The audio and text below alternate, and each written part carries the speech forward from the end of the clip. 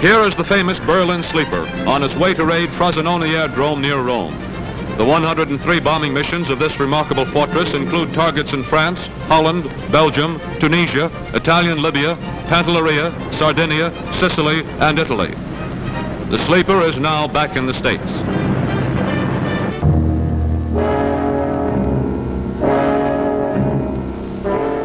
Moving day for the 321st Bombardment Group brought thunderstorms, heavy showers, and mud.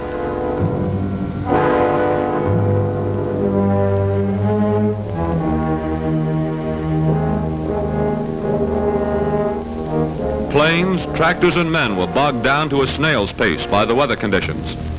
But in the 48 hours allotted for the job, the camp was torn down, equipment and supplies loaded and packed, and the movement completed. They used C-47 cargo planes and their own B-25s. 24 hours after they landed in Italy, the group flew their first mission.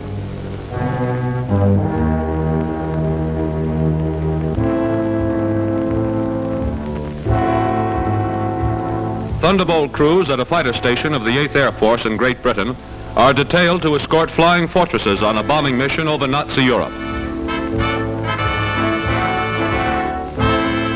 While the pilots are briefed, ground crews have prepared the P-47s, loading machine gun ammunition, testing the guns,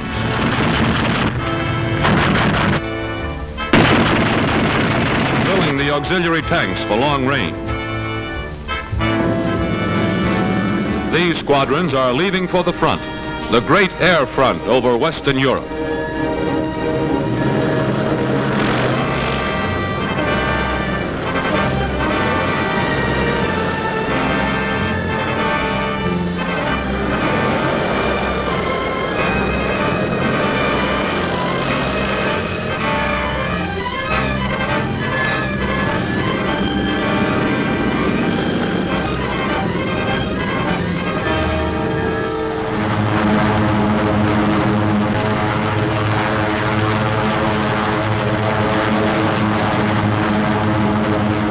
Heading east, they rendezvous at the appointed time and place with the heavy bombers.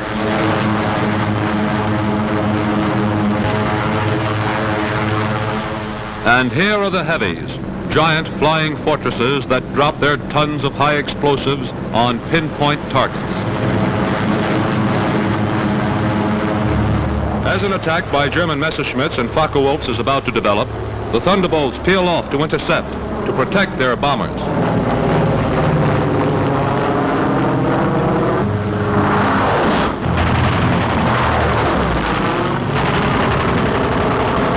They have done their job well, turned back the Hun, while the bombers released their destructive cargoes. In the process, many enemy fighters were down.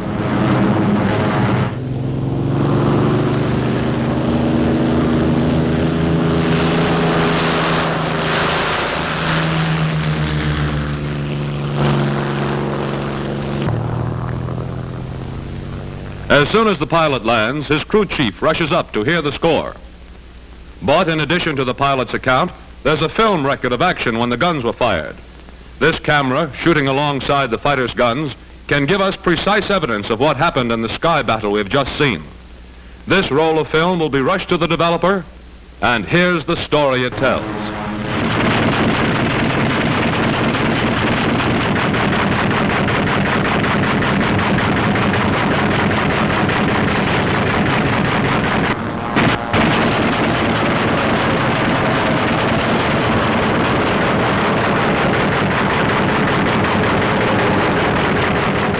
A good day's hunting by a thunderbolt.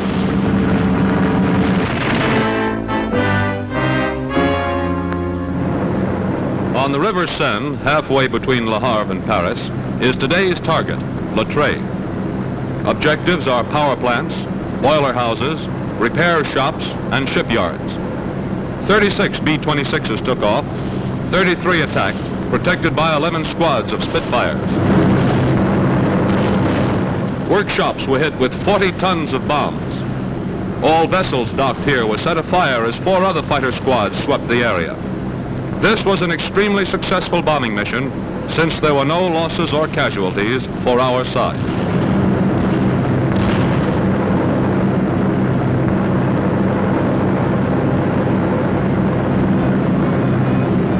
On a mission over Saint-Nazaire, a fortress is attacked as she completes her bombing run.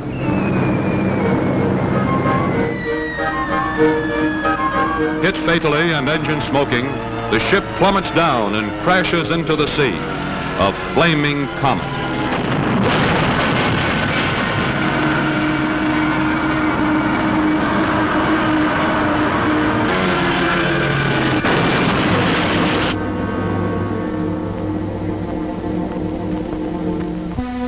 On a frosty English morning, an 8th Air Force crew trots to its plane, its engines turning over, the famous Memphis Belle.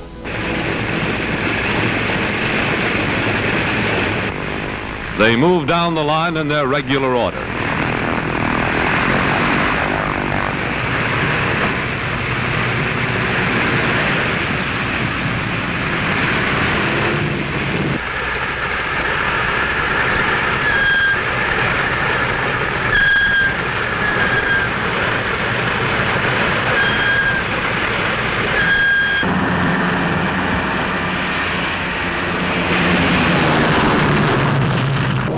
The armada of flying fortresses is taking off in a major daylight raid against northern Germany. They're going to strike at the heart of the enemy, Wilhelmshaven, a big naval base just west of the Danish peninsula. As they pass over the Frisian Islands, the windows are winking in the sun. Crossing over the continent, they approach the target. The Germans light hundreds of smoke pots to hide the harbor installations, but they're too late. This heavy flak indicates how important the target is.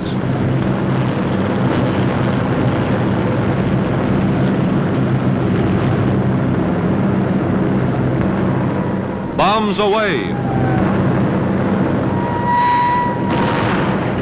Now interceptors charge in.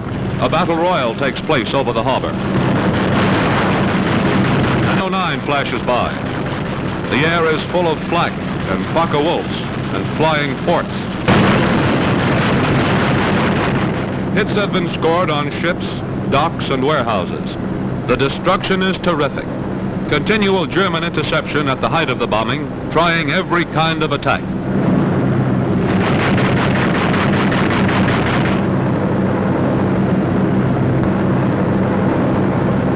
A stricken American Eagle drops out of formation, fading fast. But as the fortresses leave the smoking target behind, they resume formation, filling in gaps for the planes that won't make the round trip.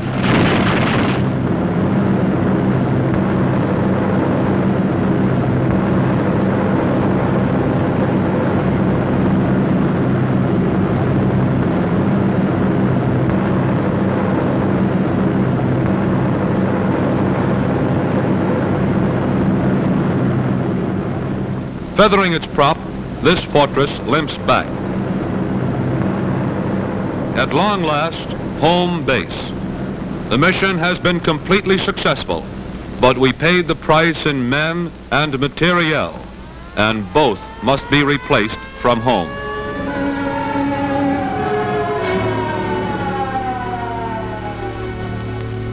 This bombardier got a piece of shrapnel when the nose of the fortress was blown away in exchange for the several tons of bombs left in Wilhelmshaven. But the sky was ours. The steady, relentless bombing of Germany went on without ceasing. The steady.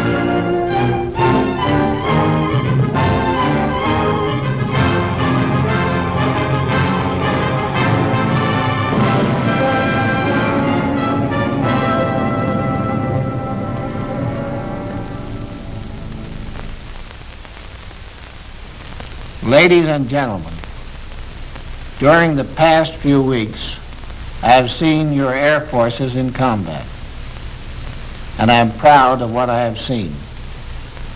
When I refer to the United States Army Air Forces as your air forces, I mean it in every sense of the word. In 2 years, we have come up from 7th place to 1st place. And today, we have the largest and mightiest air force in the world. That was a job accomplished by the will and energy of the entire people of the United States. It was accomplished by our young men who left their peacetime pursuits to become pilots, bombardiers, radio technicians, gunners, by those who operated our great commercial airlines. It was accomplished by American labor, by the veterans, the newcomers, by actors, welders, typists. We welcomed anyone who was skilled, and we were grateful to those who willingly forgot their usual Sunday afternoon drives. The building of our Army Air Forces is a great achievement of a democratic people and a democratic government. Many facts have been withheld in the past for reasons of military secrecy. Some of these facts can now be given as a record of your achievements, as a report of what you have done and are doing. Every American can well be proud of this record.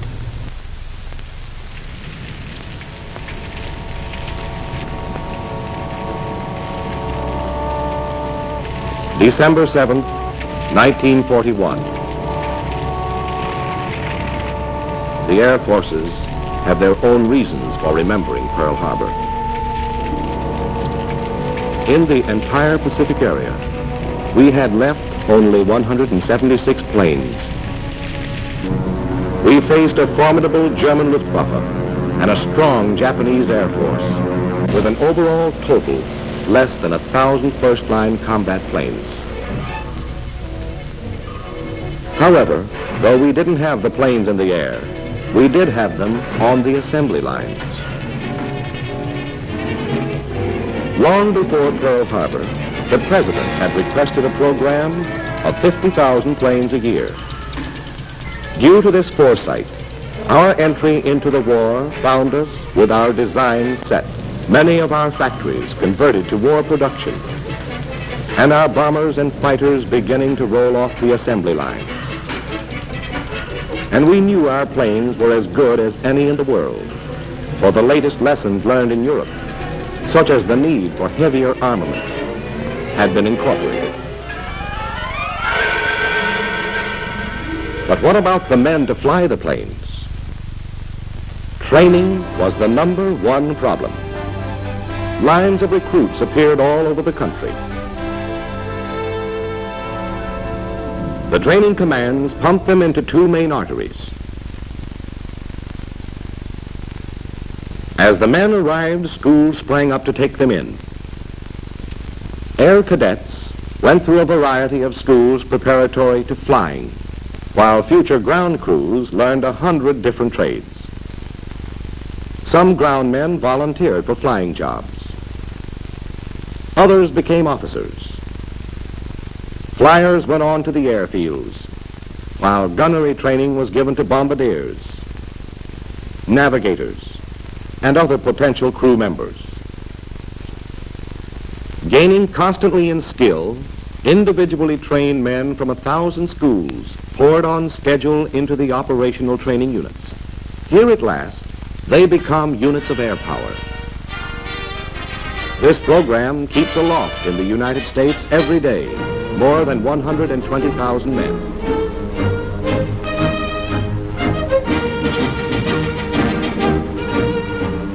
Women, too, are trained to do their share. Our women pilots, the WASPs, deliver planes to home bases and perform tasks such as towing target sleeves for gunnery practice. Our air WACs have been trained for jobs in many phases of the service. The final stage of training is reached in the operational units. Here, the individually trained men, for the first time, meet the teammates beside whom they will fight and the combat planes they will fly. They train in organizational units as large as a complete task force, simulating combat conditions.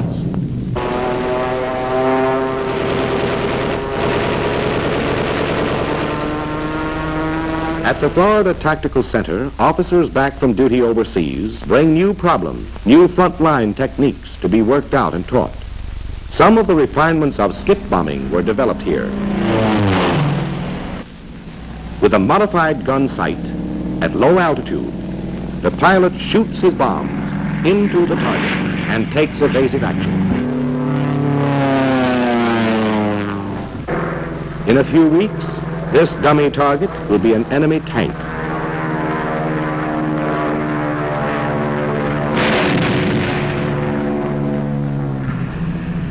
In a few weeks, this will be an enemy ship.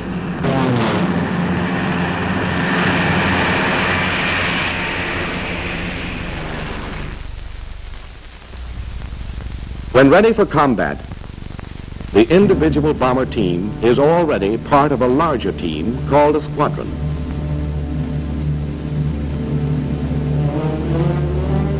Four squadrons comprise a group. 3 groups, a wing. 5 wings, an air division, and 4 divisions, a bomber command. A fighter command is built up much the same way. Another vital command is the Air Service Command. They are the boys without whom the planes would never leave the ground. To service the planes, repair shops and warehouses have been established, such as this one in England. These warehouses stock 4 times as many items as there are in a Sears Roebuck catalog. The Service Command has become the biggest export business in the world, delivering in huge quantities.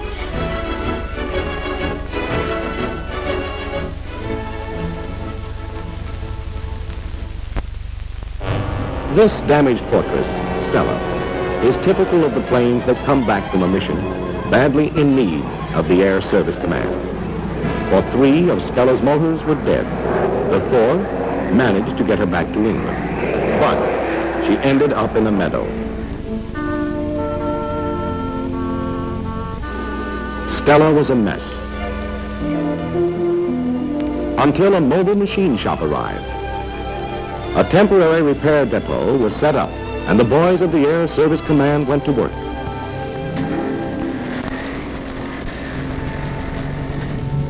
After a few days, it began to look as though Stella might use a runway again, so bulldozers were moved in. A few new parts, a few more days, and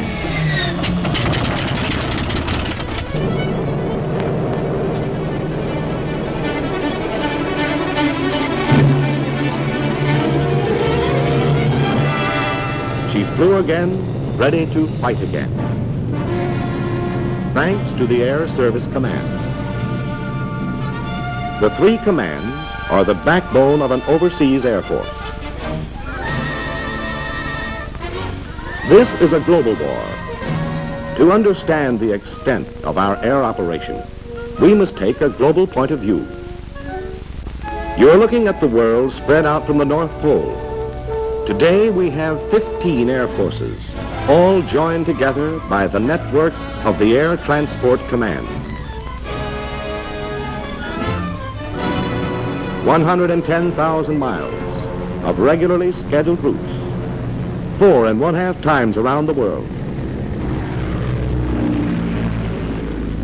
Over these routes, the ATC ferries planes from factory to front.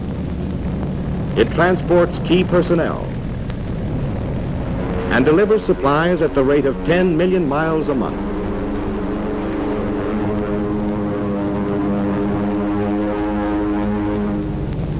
It will take anywhere, anything that can possibly fit into a plane.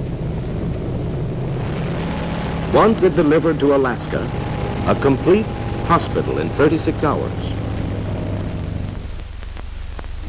It flew a shipment of grenades from the United States to Guadalcanal in 4 days, when our men needed them desperately. The little extra that can turn the tide of battle. This is the daily mission of the Air Transport Command.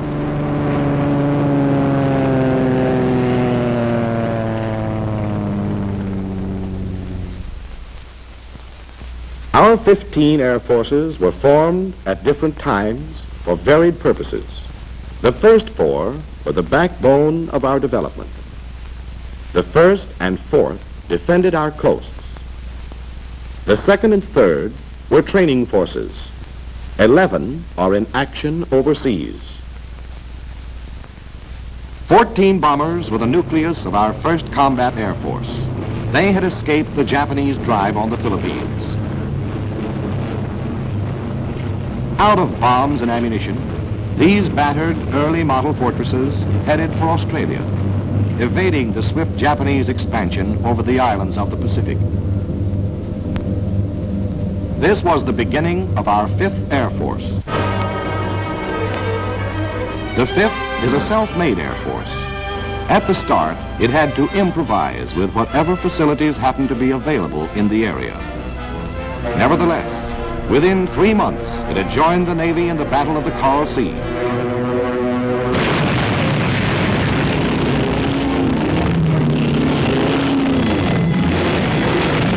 Helping to sink 19 enemy vessels.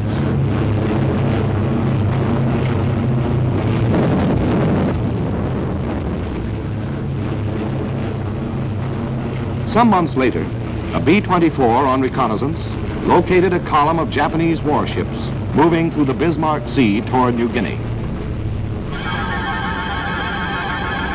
This was the 5th's big chance. Every available plane was sent into action.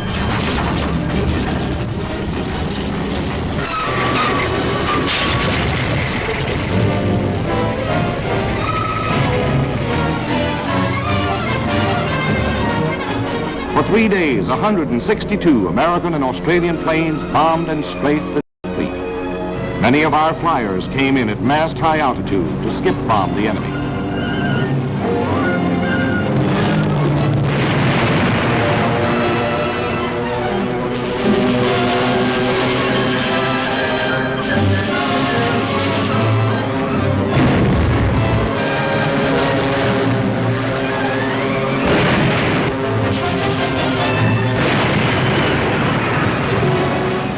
At a cost of only 6 of our planes and 13 of our men, the convoy was smashed and an entire division of troops wiped out.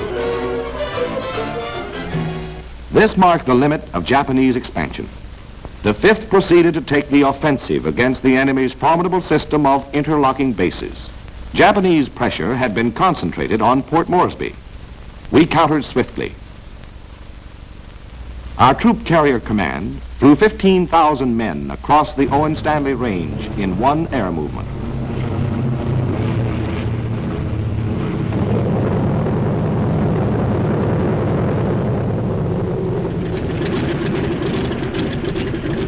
Then kept them supplied with more than 2 million pounds of food and equipment a week. Guns were moved in, and the wounded evacuated on the return trips.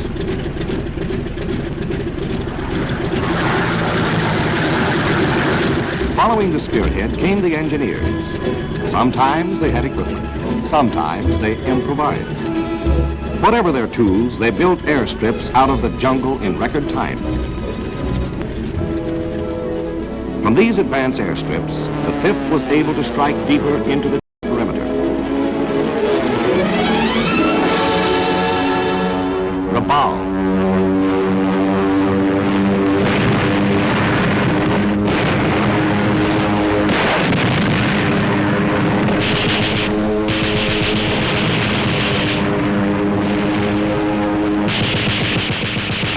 WWII. We strafe enemy airfields and installations again and again. When the tried to hide their planes in the jungle, fragmentation bombs suspended from parachutes blanketed the area.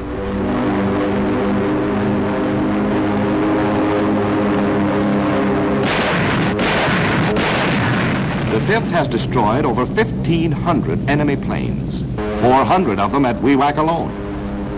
Our air superiority in the Southwest Pacific has been definitely established. To counter the threat, we're building our own network of air bases on territory recaptured by our combined operations. In this task, the 5th has been reinforced by the 13th Air Force, which was organized a year after Pearl Harbor. Together, these two air forces are driving forward on one of the several roads to Tokyo. The 13th was activated with units from the 7th Air Force. Today on Hickam Field, the devastation of Pearl Harbor has been repaired, and a new and better Air Force is making history. Just a year after Pearl Harbor at midnight, the bombers of the 7th flew out of Hickam on the longest massed offensive flight ever made. With Midway as the only stopping point, they flew 5,000 miles to bomb Wake Island in a surprise attack. To the south, the 7th established its bases on the Ellice Islands. From here, it battered defense installations on the Gilberts, paving the way for the successful assault of our amphibious forces. From advanced bases on the Gilberts, the 7th put into combat a new weapon. In addition to its deadly 50 caliber machine guns, this B-25G was equipped with a 75 millimeter cannon.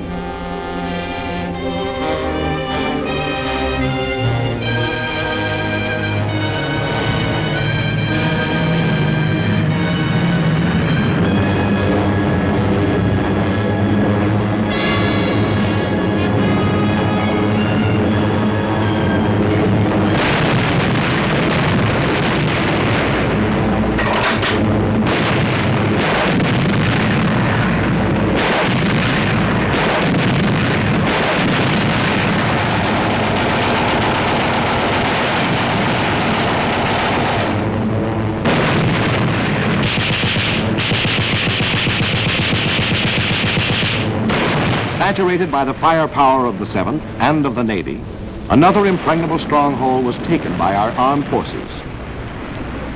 The 7th is opening up another approach to Tokyo.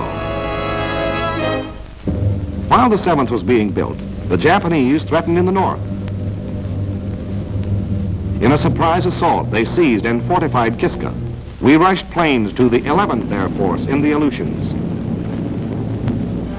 Finally, the were squeezed out. From here, we have bombed Paramushiro, Japan's northernmost naval base. The 11th represents a third road to Tokyo. Many of the planes that were rushed to the Aleutians came from Panama, where our 6th Air Force has defended the Canal Zone. The 6th has patrolled the Caribbean for submarines and guarded the sea routes to Africa and Europe.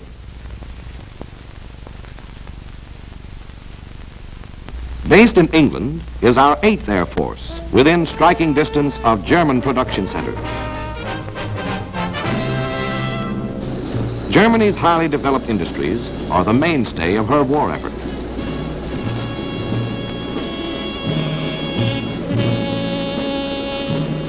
Our strategic bombing has been aimed at the heart of these industries, executing the United Nations strategy of weakening Germany for the invasion.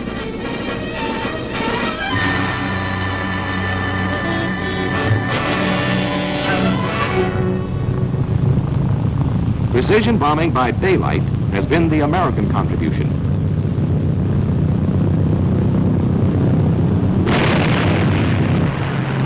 Night attacks on whole industrial areas has been the job of Britain's RAF.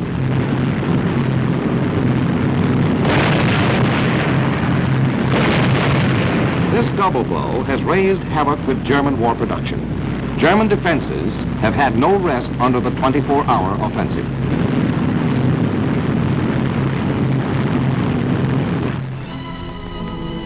Wrecked cities present an additional problem. As this captured film shows, the Army has been forced to take charge of Berlin's frightened population.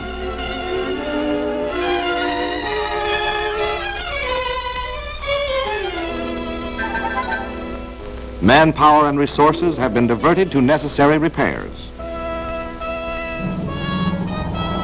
In 1943, a series of outstanding attacks marked the development of strategic bombing. Submarine yards, marshalling yards, synthetic rubber, shipyards, ball bearings, and then aircraft plants. Regensburg, Marienburg, Kassel.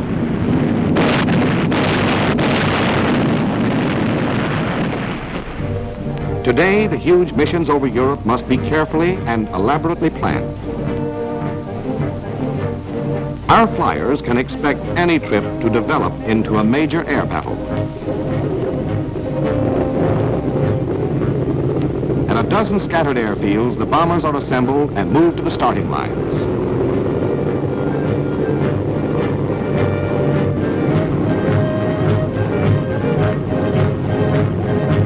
Takeoff time.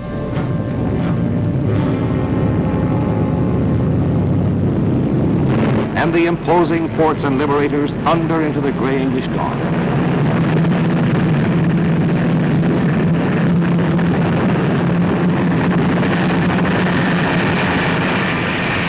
They take off on split-second schedule, but war in the air is so swift that a few moments' error may mean a missed rendezvous.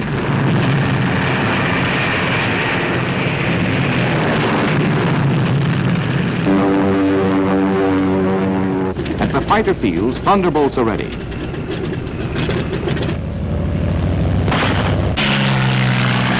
They set out to meet the bombers, followed by twin-engine lightnings. The two groups make rendezvous over the English Channel, and with the fighters patrolling the skies around the bomber formation, the Air Armada moves into enemy territory.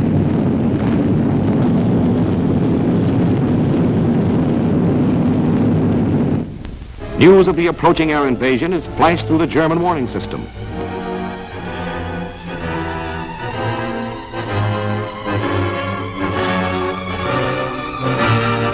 Coastal anti-aircraft batteries fill the skies with high explosives.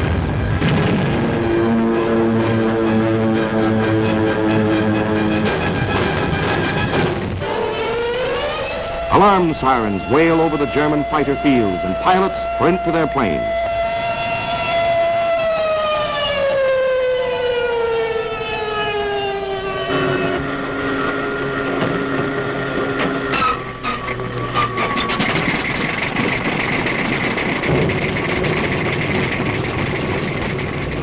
In a few minutes, deadly Focke-Wulfs and Me-109s are on their way to challenge our men and planes.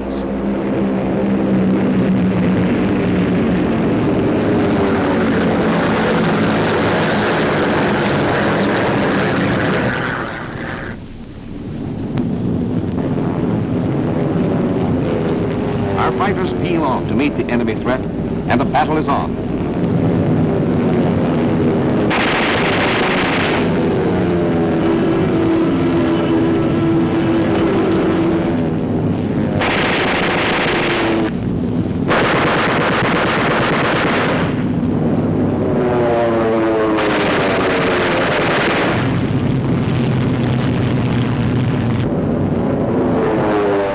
The enemy interceptors are blasted out of the battle zone.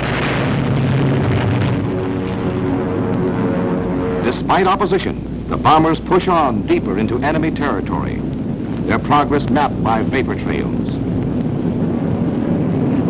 In formation, the bombers can lay down a deadly pattern of protective fire.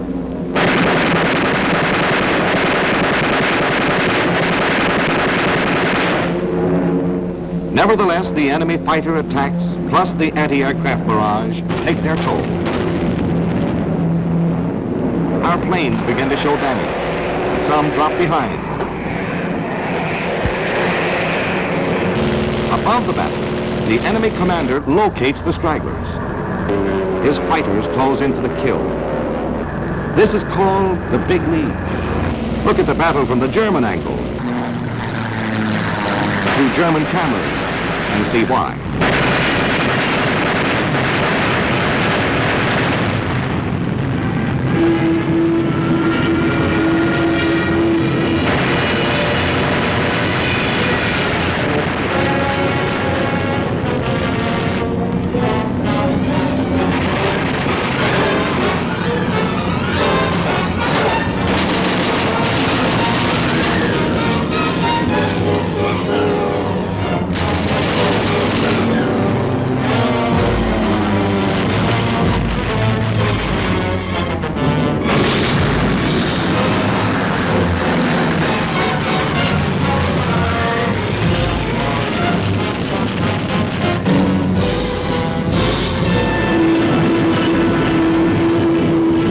The main body of our formation closes in on the target. The enemy has never succeeded in making an American mission turn back before completing its task. Despite the threat of sudden, violent death, our flyers stick to their jobs until the bombs are away.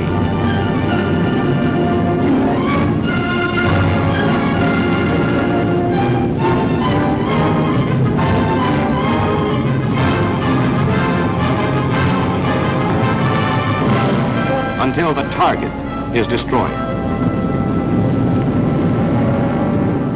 While the 8th hammered Europe, a new Air Force, known by the code name of Junior, had been activated. Its purpose, strength and destination, all secret. The secret came out in Africa. Junior was the 12th, an Air Force created to take part in the African invasion. Most of its operations were tactical. A tactical Air Force operates in the battle zone, smashing the enemy wherever he is vulnerable. It works with the ground troops, employing low-flying medium bombers and hard-hitting fighter planes. It fights to establish air superiority. In Tunisia, in 2 days, the 12th wrecked 112 Nazi planes in the air and on the ground. The desperate Nazis tried to fly in reinforcements to stem the advance of our ground troops. The 12th spotted the transports.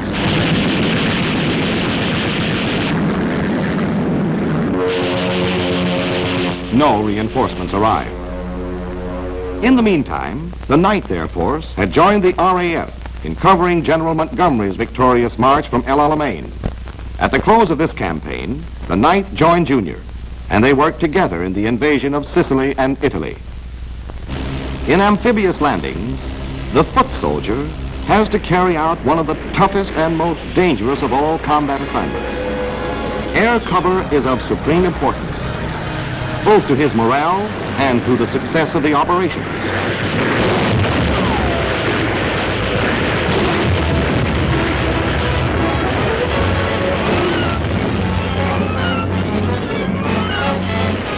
When a beachhead is established, the enemy's full strength must be held off until our troops have a chance to dig in, land heavy equipment, and supporting units.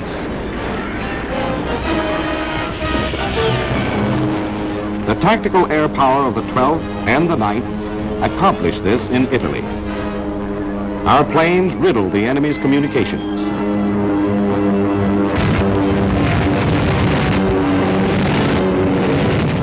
Neutralized his artillery, shot up his troop train, and stopped his tanks. Because of recent developments, the 12th has moved its headquarters to Italy.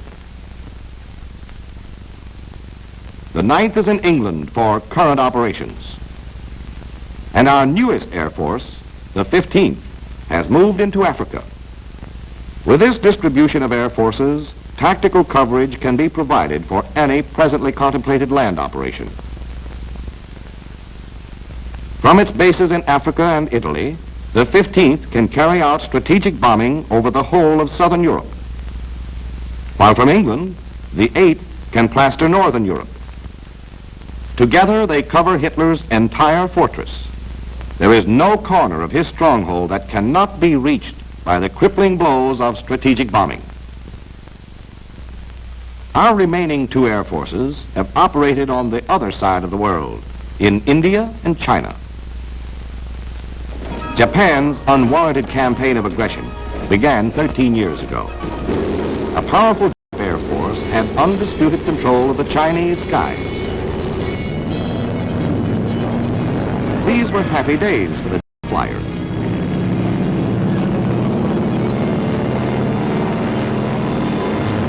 They flew their missions almost unopposed. They murdered at will.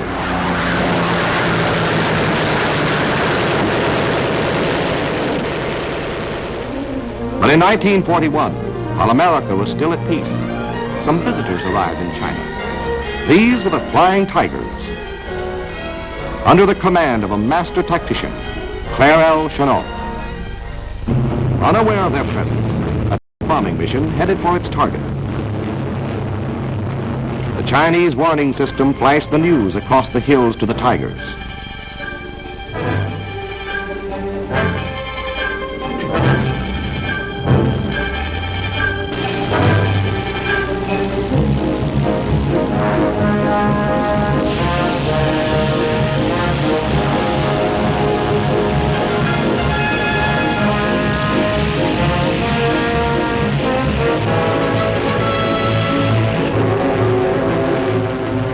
Tigers climbed high as the enemy came on unsuspecting.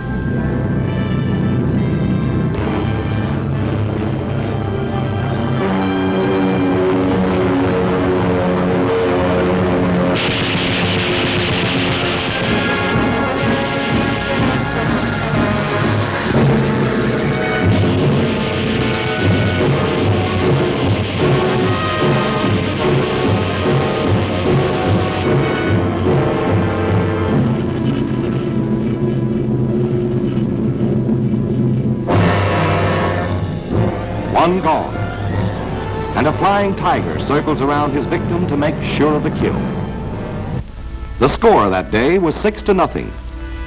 From then on, the Flying Tigers' combat record never dropped below 5-1. The Flying Tigers were supplied over the old Burma Road. Following Pearl Harbor, Japan took Burma and cut this supply line. The Tigers became members of General Chennault's 14th Army Air Force. But because of this same problem of supply, the 14th is still numerically small. Supplies for the 14th start the journey from the United States by ship. After a voyage that takes 2 months, the vital cargo is unloaded at Calcutta. The bulk of it must be pushed to the river docks, laboriously loaded onto barges, and shipped upriver to Assam. Length of the trip, 40 days. The other route to Assam is by rail on a primitive railroad. Shortly after the trip begins, the rail becomes narrow gauge. The agonizingly slow process of unloading and reloading starts again. Frequent accidents and irregular schedules further slow up supplies. At the end of the arduous rail trip, most of the heavy equipment is loaded on trucks for a 4-day journey on rough, dusty roads. And so by ship, train, river barge, and truck, the supplies for the 14th are painfully assembled in Assam, headquarters of our 10th Air Force. The 10th is one of our oldest air forces, created in haste when the Japs threatened India. Today it defends the western terminus of the only route left into China, the hop from Assam across the mountains to Kunming.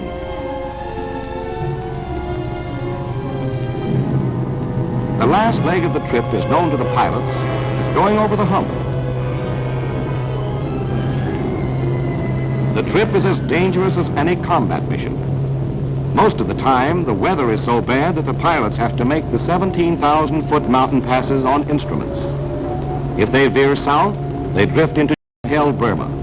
North, into 22,000-foot peaks. The crews of the Liberators must ferry in their own bombs, gasoline, and everything else. In order to fly one bombing mission, they must make 4 trips across the hump.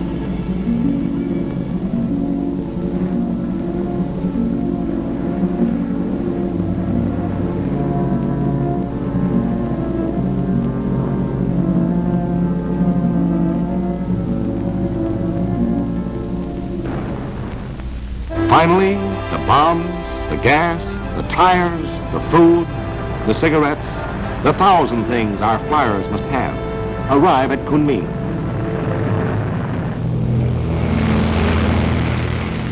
But the journey isn't over yet.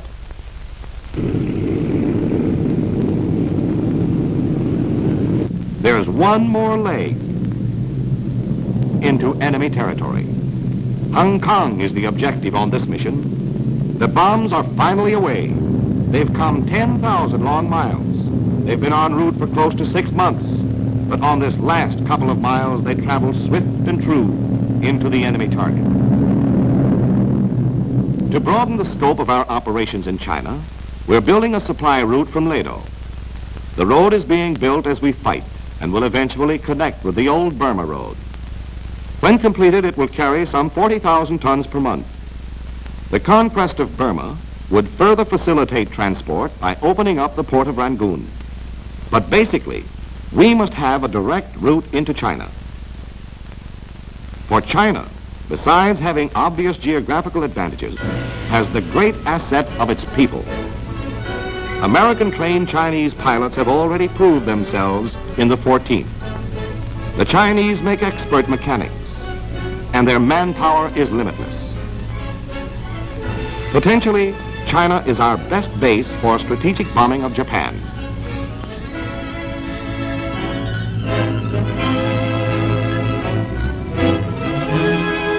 We've struck at the enemy's defenses from every side. We've had some success, but Japan is still far away. For our 15 air forces all over the world, 1943 was a year of great achievement.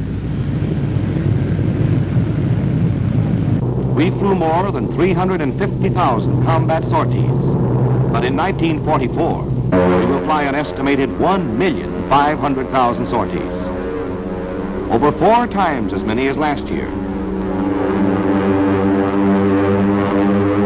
In 1943, we dropped nearly 200,000 tons of bombs on the enemy. In 1944, we will drop an estimated 700,000 tons, 3.5 times as many. In 1944, our strength in every category of air power will decisively outclass the enemy.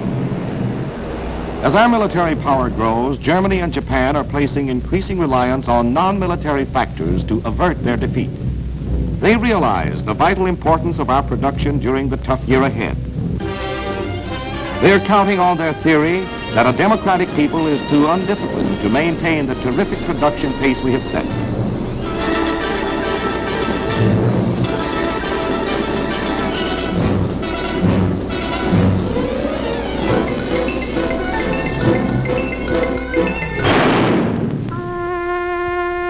They think they can make the cost of victory so horrible that we will weary of the horror. We in the Air Force know the price of victory. Every battle takes its toll of our planes and men.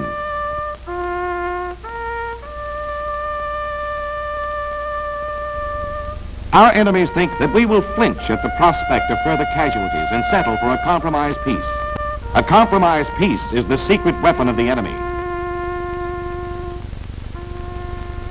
Our answer is this: In the skies above these flyers who died, there will be no compromise. In enemy skies all over the world, there will be no peace.